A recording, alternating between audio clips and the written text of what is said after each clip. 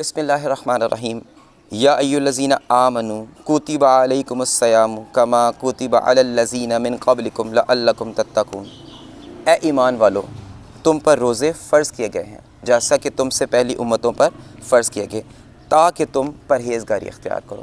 اب اس آیت مبارکہ میں، یہ سورہ بقرہ کی 183ویں آیت ہے، اس آیت مبارکہ میں اللہ تعالی نے بالخصوص جس چیز پر زور دیا ہے وہ دو چیزیں ہیں۔ ایک تو اہل ایمان پر روزے فرض کیے گئے ہیں بالکل اسی طرح جیسا کہ آپ سے پہلی امتوں پر فرض کیے گئے تھے، لیکن جو اس کا اصل مقصد ہے، اس آیت مبارکہ کا اصل مقصد کیا ہے کہ ہمیں کیسے پتہ چلے کہ ہم جو روزے رکھ رہے ہیں کیا ان روزے کے رکھنے کا مقصد بھی پورا کر رہے ہیں کہ نہیں کر رہے۔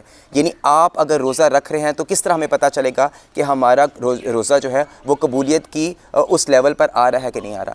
اگر ہم تقوی اختیار کر رہے ہیں تو اس کا مطلب ہے کہ ہم روزے رکھنے کا مقصد پورا کر رہے ہیں۔ اب آپ دیکھتے ہیں کہ آج کل یہ چیز بہت دیکھنے میں آئی ہے کہ ہم روزہ رکھ تو لیتے ہیں لیکن روزے کو ہم گزارنے کی کوشش کرتے ہیں، یعنی ہم ٹائم پاس کرنے کی کوشش کرتے ہیں۔ اور سب سے بڑی جو آج کل ہم لوگ غلطی کرتے ہیں روزے کے رکھنے کے ساتھ ساتھ، یعنی وہ کیا کرتے ہیں کہ ہم سوشل میڈیا کے ساتھ اٹیچ ہو جاتے ہیں، ہم ٹی وی کے پروگراموں کے ساتھ اپنا وقت ضائع کرتے ہیں۔ اب اس میں ایک تو آپ وقت ضائع کر رہے ہیں، دوسرے نمبر پہ آپ دیکھیں کہ آپ غیر محرم کو دیکھ رہے ہیں۔ اب یہ ہے کم از کم روزے کے مہینے کے اندر تو ہمیں احتیاط کرنے کی ضرورت ہے، کیونکہ ہم نے تقوی اختیار کرنا ہے۔ اب تقوی کیا چیز ہے کہ ہمیں اللہ کا خوف ہو، اور اللہ کا خوف اپنے دل میں پیدا کرنے کا جو سب سے مؤثر طریقہ کار ہے وہ ایک ہی ہے، رمضان کی حد تک۔ دیکھیے میں صرف ابھی رمضان کی حد تک بات کروں۔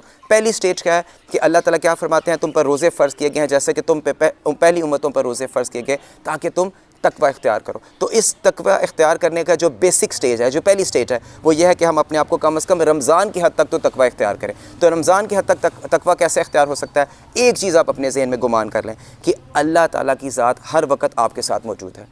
آپ کچھ بھی کریں گے، آپ اس چیز کو ذہن میں رکھیں، اللہ ہمارے ساتھ موجود ہے۔ تو جب آپ اس چیز کو ذہن میں رکھیں گے اللہ ہمارے ساتھ موجود ہے، تو آپ بہت سے گناہ ایسے ہیں کہ آپ جن سے بچ بھی سکتے ہیں۔ میں پھر کہہ رہا ہوں، رمضان کی حد تک تو ہم اس پر اچھے طریقے سے عمل ضرور کر سکتے ہیں۔ اللہ تعالیٰ کو گمان کریں کہ اللہ تعالیٰ وہ دلوں کے حال بھی جانتا ہے، وہ ہر جگہ ہر وقت ہر لمحے موجود ہے۔ ہمارا کوئی عمل، ہماری کوئی سوچ، یہاں تک کہ ہمارے دل میں آنے والا کوئی خیال اللہ تعالیٰ کی دسترس سے باہر نہیں ہے۔ تو کیا کرنا ہے ہم نے گمان کرنا ہے کہ اللہ تعالیٰ کی ذات ہر وقت ہر جگہ ہمارے پاس موجود ہے، شاید ایک سے زیادہ قریب ہے۔ قرآن پاک میں اس چیز کا ذکر بھی موجود ہے۔ اب دوسرے نمبر پہ کیا کیا جائے تقوی کے لیے، اور کیا کام کیا جائے؟ ہم ان کاموں کی طرف رجوع کریں کہ جن کا اللہ تعالیٰ نے حکم دیا ہے۔ آپ کوشش کریں کہ رمضان کی ان ساتوں میں یہ جو لغو چیزیں ہیں، ٹی وی کا استعمال، گانوں کا استعمال، یا ایسی چیزیں کہ جو آپ کے لیے، کیونکہ دیکھیں سال میں یہ ایک 30 دن ہے، ان 30 دنوں کو اگر آپ اچھے طریقے سے استعمال کر لیں تو آپ یہ سمجھ لیں کہ آپ نے پورے سال میں جتنے گناہ کیے ہیں ان کا کفارہ ہو جائے گا۔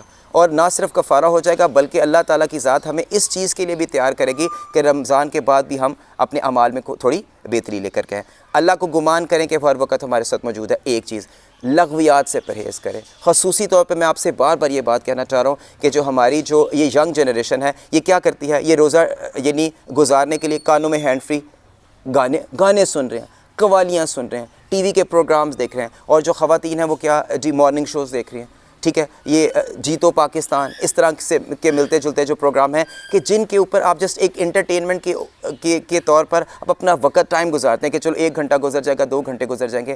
اپنے اوپر جب تک آپ جبر نہیں کریں گے آپ دین کا جو اصل ہے ہم اس کو نہیں پا سکیں گے۔ تو لہٰذا جو دل میں خواہشات پیدا ہوتی ہیں، کم از کم ایک اس مہینے کے لیے ان خواہشات کو سے دور رہیں۔ قرآن پاک کی ایک آیت کا میں آپ کے ساتھ مرکزی حال بیان کر رہا ہوں کہ وہ کہتے ہیں کہ ہر وہ شخص تباہ ہو گیا کہ جس نے اپنی خواہش کی اندھا دھند تقلید کی۔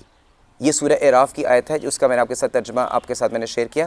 تو کیا کریں، کوشش کریں، ذکر اذکار کریں، استغفر اللہ کا جتنا ہو سکتا ہے ذکر کریں، قرآن پاک پڑھیں۔ اور قرآن پاک یہ بھی ہمارے ہاں ایک رواج ہے کہ میں اس کو یہ تو نہیں کہوں گا کہ کوئی مقابلے کی فضا پیدا ہو جاتی ہے، لیکن اکثر یہ دیکھنے میں آیا کہ ہم پوچھتے ہیں ایک دوسرے، یار تم نے کتنے سپارے ختم کر لیے، کتنے قرآن پاک ختم کر لیے؟ تو بڑے بعض اوقات فخر سے بتا رہے جی 3 قرآن پاک ختم ہوئے، روزانہ کے 4 سپارے پڑھے جا رہے ہیں، 5 سپارے پڑھے جا رہے ہیں۔ آپ یقین کریں کہ آپ روزانہ کے 10 سپارے بھی پڑھ لیں، ٹھیک ہے، ان کا ایک ثواب ہوگا، لیکن قرآن اپنے آپ سے عہد کریں کہ 30 دنوں میں ہم قرآن پاک کی صرف 30 آیتوں کو ان کا ترجمہ سمجھیں گے اور ان میں سے کسی ایک پر بھی اگر آپ نے عمل کر لیا تو آپ یقین کریں اس ایک آیت پر عمل کرنے سے آپ کی زندگی میں اتنی برکت آ جائے گی کہ رمضان کے بعد بھی اللہ تعالیٰ کی ذات آپ کو توفیق دے گی نیک اعمال کرنے کی۔ تو یہ اس کو اس طرح سے خدا را سوچنے کی کوشش کریں کہ کسی ایک آیت کو پکڑا، اس ایک آیت کا مرکزی حال اس کو سوچیں، تدبر پیدا کریں۔ دیکھیں قرآن پاک کا جو موضوع ہے وہ کیا ہے؟ انسان ہے۔ تو قرآن پاک میں انسان سے ریلیٹڈ ہر چیز موجود ہے۔ تدبر کا اللہ تعالیٰ نے بار بار کہا ہے تدبر کرو، تدبر ان کا ذکر ہے، تفکر ان کا ذکر ہے۔ تو ہم ان ساتوں کو ذہن میں رکھتے ہوئے تقوی اختیار کرنے کے لیے اللہ تعالیٰ کو امیجن کریں وہ کتنی بڑی ذات ہے، اس کا کوئی چیز اس کے یعنی دائرۂ اختیار سے باہر نہیں ہے، ٹھیک ہے۔ نیکی، چھوٹی چھوٹی نیکیاں کریں، صدقہ دینے کی کوشش کریں، اپنے دسترخوان میں غریبوں کا حصہ یعنی رکھیں۔ خود کپڑے اگر خریدنا ہے تو کوشش کریں کہ چلیں کسی ایک غریب کو ذہن میں رکھ لیں کہ آپ اس کے لیے لباس کا بندوبست کریں۔ اگر خود کھجوریں اچھی لے رہے ہیں تو کسی کو کوشش کریں کہ اس کے اندر بھی اس کا حصہ ہو۔ تو کوشش کریں صدقات کے ساتھ اعمال میں بہتری لانے کی کوشش کریں، اللہ تعالیٰ کا زیادہ سے زیادہ کثرت سے ذکر کریں اور درود شریف کی کثرت رکھیں، اور خدا را کثرت کے ساتھ سوچنا ضرور رکھیں۔ یعنی آپ یہ ضرور کریں، میں پھر کہوں گا کہ قرآن پاک کی کسی ایک آیت کو لے لیں، اس پہ تدبر کریں۔ میں اس چھوٹی سی ایک بات کے ساتھ اپنی اس بات کو ختم کرتا ہوں کہ آپ دیکھ لیں کہ جو عبداللہ بن مسعود ہیں، ان کا شمار ایسے صحابہ میں ہوتا ہے جنہوں نے قرآن پاک کی جن کو بہت سوجھ بوجھ تھی۔